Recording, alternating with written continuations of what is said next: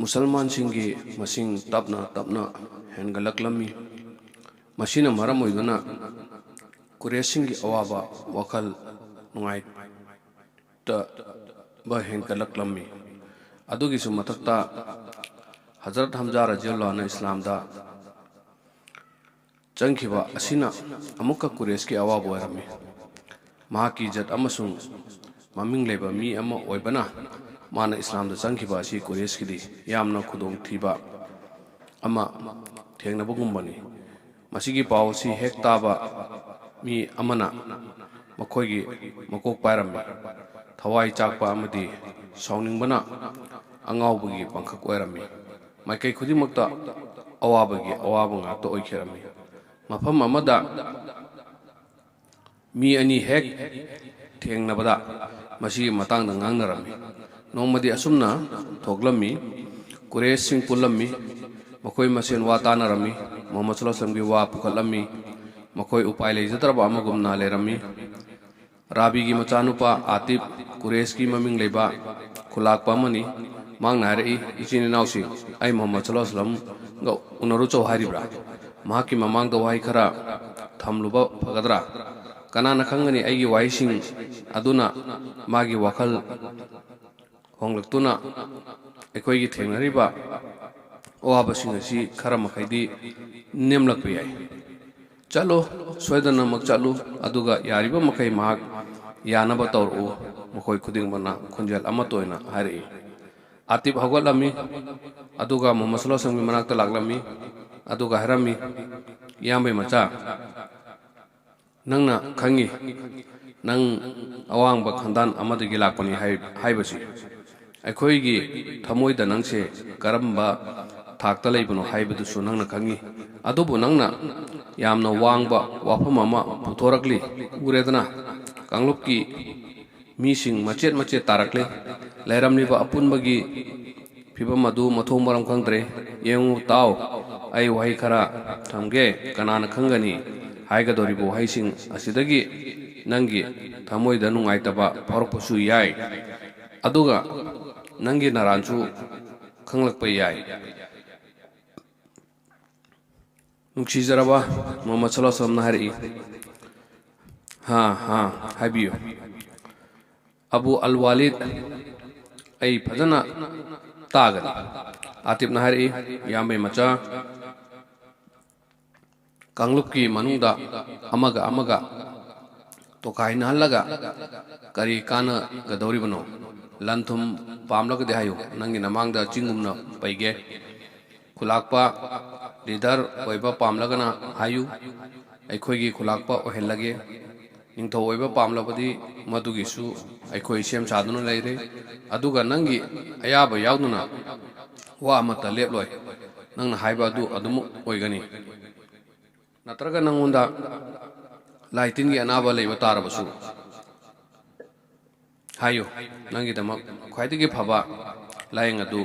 lying बिगे मदुदा चंगदबा खर्चा खुदिमक अखोइना पुथोकनी नंगना मपुंग फाना फत्रिबा फावबा चंगदबा सेनफम खुदिमक अखोइना इसिंग हैदोपगुम पुथोकनी assume तौदुना हानसु अतोपा कांगुकी खुलाकपसिंगना हाइकिबगुम आतिफनसु अदुगुमना हायरमी आतिफना मागी हाइगदबसिंग अदु हाइबा लोइखरबा मतुंगदा मोहम्मद सल्लल्लाहु अलैहि वसल्लम हायरई अबू अल वालिद आइसु नंगोंदा करिम मखरा हाइगे पुनिंग चंगना ताबियो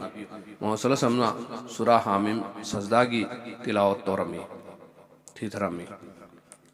आतिफ पुनिंग चंगना तादुन लेरमी मफम खरददी मागी थमोय कीबना निकलमी मोहम्मद सल्लल्लाहु अलैहि वसल्लम ना थीथबा लोइसलकपदा महाक चुमद्रिंग कुरेश की माइकैदा चतखेरमी महाकी मोंग अदु हानगुमना ओइरमदे महाकी थमोय अदु होंखिरमी लोइनबसिंगना थापलिंगैदगी माबु हेक उबगा हारई खुदागी कसम महाकी हुजिक ओइरिबा माइथोंग असि महाकी चतखिबदा ओइबा माइथोंग अदु नत्ते मखोइगी मनाक योसलकपदा मखोइना खोंजेल अमत ओइना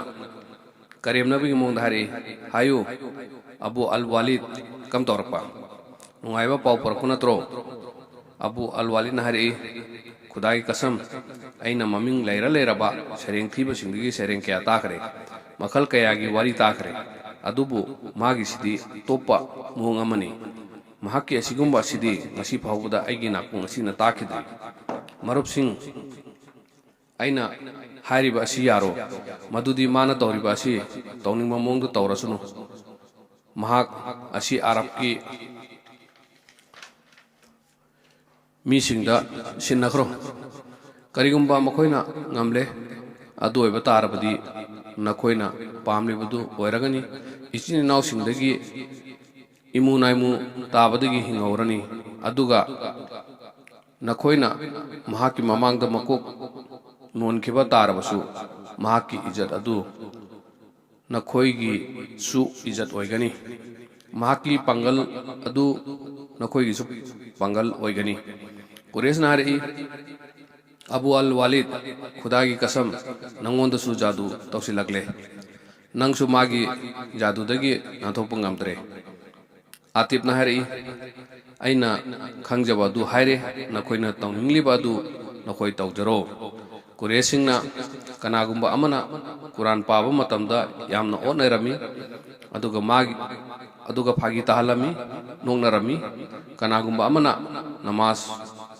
पंगथोकपा उबा मतमदा लाव खोंगुना अपनबा पिरमी धर्म अमगी येगनबा अमा ओइखिबा तनी मखोइना मुहम्मद सल्लल्लाहु अलैहि वसल्लमना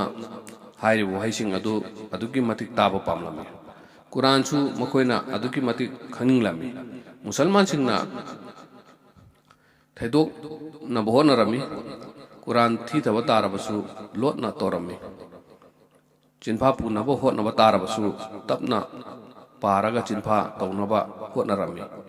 नोमा मखोइगी मरक्तगी अमन हारि कुरान यामना अनेम्ब खोंजेल पारी कुरेशनदी मसी फजना ताद्री मखोइना मसीगी मगुन असि करी खंगनी थौना लिंगजे लेबा कना ले मसीबु कुरेश की ममांगदा चलगा ताहन मंगंबा कना ले मसूद रजिउल्लाह की मचा अब्दुल्ला मोहम्मद सल्लल्लाहु अलैहि वसल्लम की सेंगलबा लोइनबा अमनी यामना ngana इस्लाम दा चंगलखरबनी खुदकता मागना हारि थौना उथोकपगी मरम लेते आई चटकनी ngasiदी aina मखोइदा कुरान ताहनगनी लोइनबसिंग ना हारि अब्दुल्ला मसी नंगिदमक अफबो ओइरोय मरमदी थाजदबसिंगना खुद थारकलबसु कांगलुकी मीसिंगना कनबीरकपगी ओइथोकपा लेबा अकनबा सागैगी मी अमना चटपा फगनी मखोइना वा तानरमी अब्दुल्ला रजियल्लाहु अन्हु हरि मसीदा किरुबगी मरम लेते नखोइ वासिल्लोरनु अल्लाहना आइबु कनबिगनी असुम तौदुना महाक होगलमी अदुगा खाना काबागी मकेदा जतखरमी खाना काबादा कुरान सिंग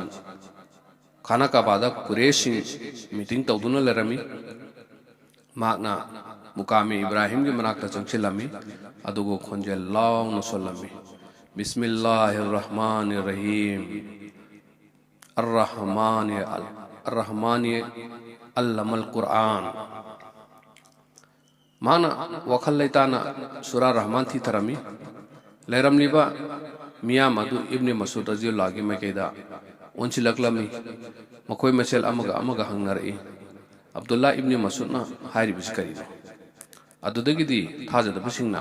मागी मथक्ता लांदारकलमी मखोइना अंगंबी थाक्ता फुरमी इब्ने मसूदना करिसु नाचुंगदे चै चादुना लेरमी मदुगा लोइना लोइना अवाम खोंजेला कुरान थीदुना लेरमी मागी तोफम थोपा अदु तोरमलगा मा मफम अदुदगी महाकी लोइनबसिंगी मनाक्ता हलकलमी ममाय अदु इन पुंगंगलमी इब्ने मसूद असी मसी थोकनी हाइबसी अखोना खंगलबनी लोइनबसिंगना मथवाई नुआइतना हारमी अल्लाहगी नबसिंग असी ngasiदी यामना सोनना लेबो उबो फंगी अइना ngasiदी